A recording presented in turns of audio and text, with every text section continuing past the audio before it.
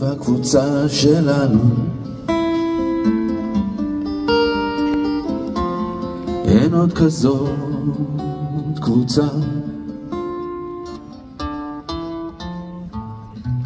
אנחנו תמיד איתה כולנו, הולכים לכל מקום, הולכים איתה. כשהפועל תל אביב עולה לדשא,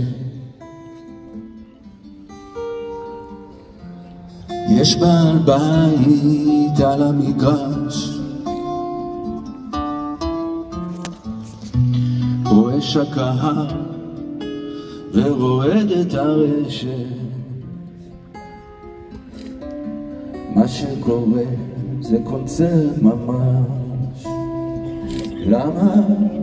כי הנה הם באים השדים האדומים. הפועל תל אביב, הפועל תל אביב. הנה הם באים השדים האדומים. הפועל תל אביב, הפועל תל אביב. הפועל תל אביב, הקבוצה שלנו, אין עוד כזאת קבוצה. אנחנו חיים משבת לשבת, רק כדי לראות אותה.